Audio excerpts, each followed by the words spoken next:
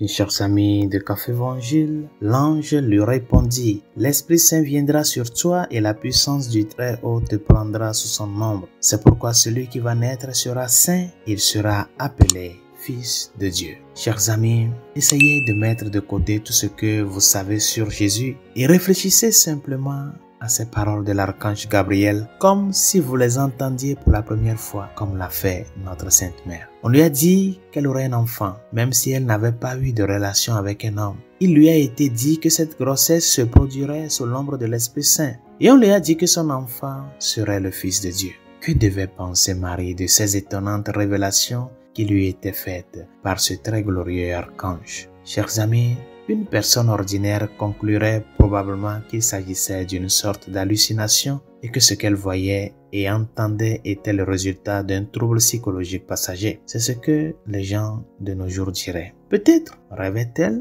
ou peut-être est-ce quelque chose qu'elle a ingéré à son insu qui l'a conduit à cette expérience. Chers amis, notre Sainte Mère n'était pas une personne ordinaire et elle n'avait pas un esprit ordinaire. Son esprit était parfaitement aiguisé en raison de sa nature immaculée. Et son esprit était continuellement plein de grâce, comme l'a dit Gabriel dans sa salutation. Elle connaissait la voix de Dieu et elle savait que cet archange lui adressait un message d'en haut. Elle a donc écouté, accepté, cru et consenti. Nous pouvons également conclure que la Vierge Marie a fait plus que simplement consentir. L'amour qu'elle avait pour Dieu et sa volonté était si fort qu'elle a été remplie d'un désir immédiat et brûlant d'accomplir ce commandement de l'archange. Elle aurait été remplie d'un saint désir de faire tout ce qu'elle pouvait pour réaliser cet appel miraculeux qu'elle avait reçu. Et cet appel serait immédiatement devenu le but principal de sa vie. Mais bien qu'aucun d'entre nous n'ait reçu la vocation unique et glorieuse qui a été donnée à notre Sainte Mère, nous avons tous très certainement reçu une mission de la part de Dieu. Parfois, nous l'écoutons et y réfléchissons. Parfois, nous choisissons de l'embrasser. Mais l'idéal est d'imiter notre Sainte Mère et de courir vers cette mission,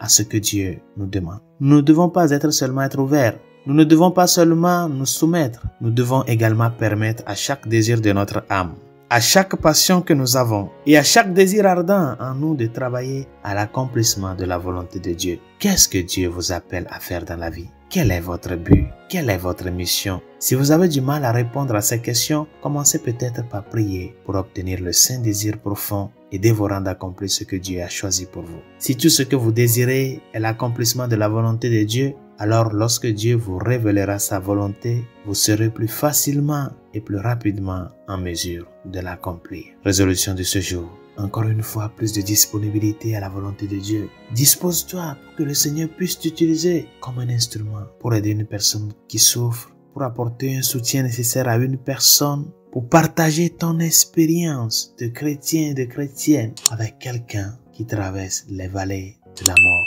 les souffrances de la vie. Disponibilité à la volonté de Dieu et que cette disponibilité t'amène à être un instrument de la voix de Dieu au milieu des hommes. Bonne journée. Dieu vous bénisse.